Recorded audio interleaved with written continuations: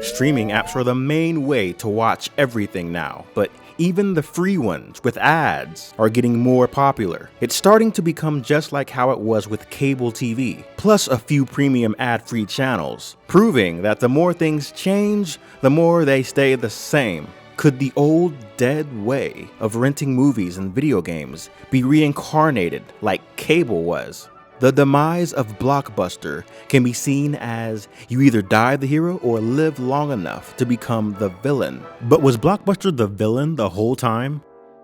The way we watch our personal entertainment is constantly adjusting, and the rules of how it all works are slowly but surely being shifted with each passing year. It used to be enough to rent 1 or 2 movies a week on something called a VHS tape. Now 3 or 4 movies will be watched in a single day, and it's not even a big deal anymore. It seems consumption of entertainment has gone up, while production quality and a fair distribution of pay has gone down. We are in a time where all home entertainment has become internet-based.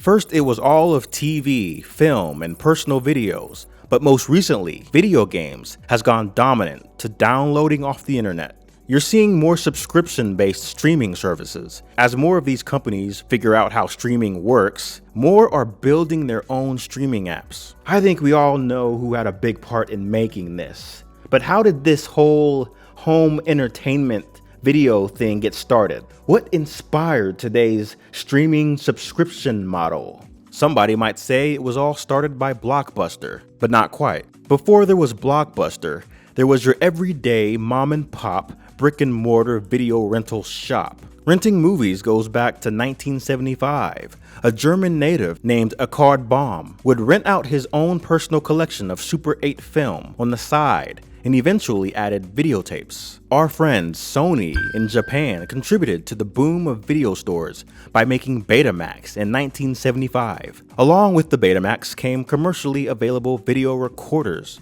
After winning a huge lawsuit that would have threatened the future of video rentals, Sony's Betamax would lose the formatting videotape war to the VCRs and the VHS. Now with the freedom to sell and record on videotapes, the first US store to rent movies as we know it would start in December 1977 in Los Angeles. George Atkinson opened a store after buying 1 Betamax copy and 1 VHS copy of 50 different movie titles from a man who signed a licensing deal with 20th Century Fox to sell movies directly to the public. Since the inclusion of video games and Nintendo around 1981, rental shops would start to dabble in video game rentals. It was rare to find though. But by 1984, Japan had banned the rental of video games due to some rental stores making unauthorized copies of their game. Any Nintendo fan now would know that they don't really care for people pirating their video games. The 80s was when video rental chains really started popping up all over the world. They were really like this new thing, and some would specialize in VHS tapes, while others would only have Betamax.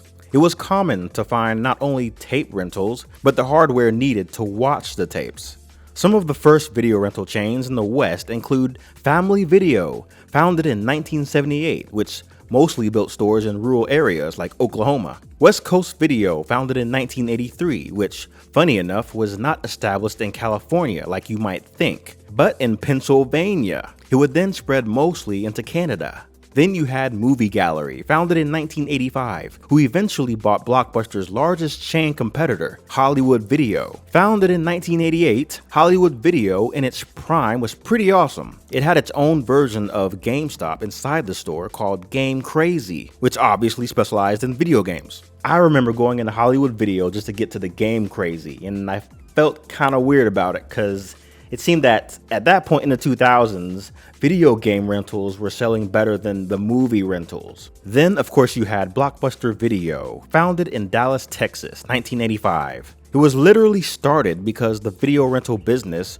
was popular. It started out with 8,000 VHS tapes and 2,000 beta tapes. A family-friendly approach was used, along with Ray Kroc's model of aggressive expansion, to rapidly expand Blockbuster, and soon they were opening a store every day.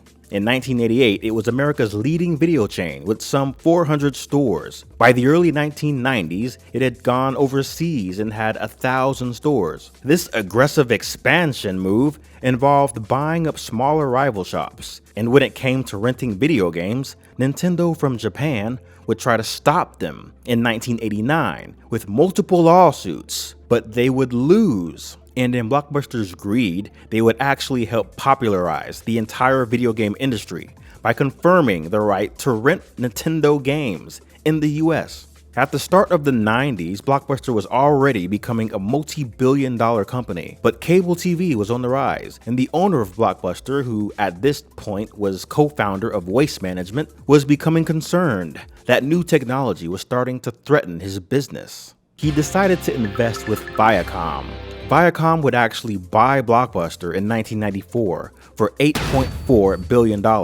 Before selling out to Blockbuster, Blockbuster's owner had also considered buying a cable company or maybe even starting a Blockbuster amusement park in Florida. Imagine having options like this, not knowing what to do with your brand. One thing the previous owner knew for sure was that it was only a matter of time before new technology would bring the business down. And he was right. In 1997, the president of Taco Bell at the time resigned to become CEO of Blockbuster. And as the DVD started to emerge as the new home video medium, Warner Brothers offered a deal for Blockbuster to start selling their studio's DVDs. They actually passed on the offer, and Warner Bros. Lowered the overall prices of their DVDs for other retailers. Then large retailers like Walmart would take the opportunity and sell more DVDs as they were cheaper to obtain wholesale. While this DVD technology was slowly rising in popularity and access, Blockbuster would just buy out more overseas rental stores and start a rewards program in 1999.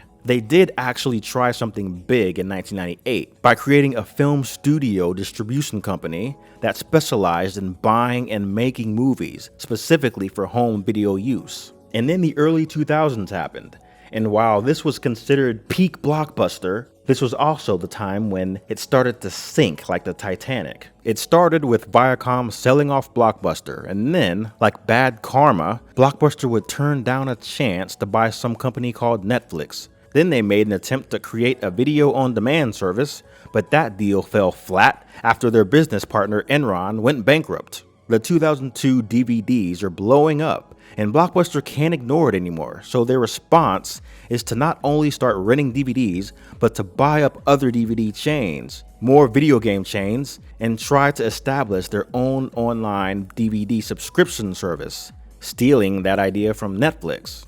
They wouldn't buy them out, but now they want to start using their ideas, which in 2003 included the creation of the walk-up kiosk booth, Redbox, something being used till this very day. By 2004, Blockbuster had kinda went off the deep end and started getting paranoid. They feared the idea of having competition in a market that was changing and adapting new technology. They wanted to buy Hollywood Video, but Hollywood Video would go with Movie Gallery instead.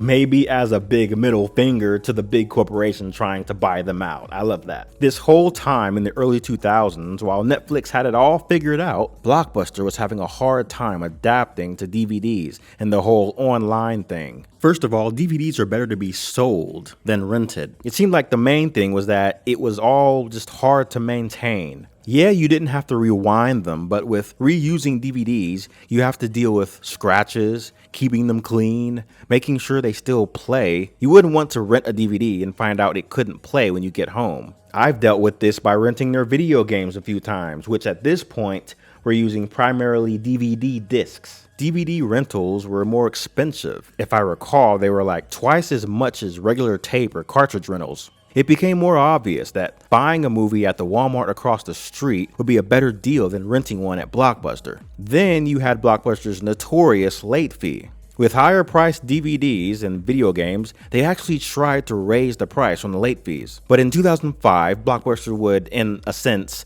tap out and announce a no more late fees policy. But this was just a desperate attempt in order to try to keep customers, and it didn't quite work out. The actual policy made it to where after 8 days of holding a rental, you'd be charged full price for it until you decide to bring it back, which at that point, you'd pay a late fee, and then they'd pay you back the difference or something. More than 40 states actually filed a suit against Blockbuster for false advertising. After that embarrassment, Blockbuster would struggle to hold on against their new competitor Netflix, along with their old competitors Movie Gallery / Hollywood Video. 2007 Blockbuster would start a billion-dollar campaign called Total Access that actually threatened Netflix to the point where its owner offered to buy their online DVD service. But while refusing to lose any more money, the board members of Blockbuster fired the CEO and replaced him with the former president of 7-Eleven. They would then raise the prices of the online DVD rentals and stop the total access deal customers got, while embracing the rising Blu-ray format. Opposite of the mistake they made in 1997 by not embracing DVDs, they would try getting into video streaming. Of course, they would just buy up an already existing video on demand service to start this,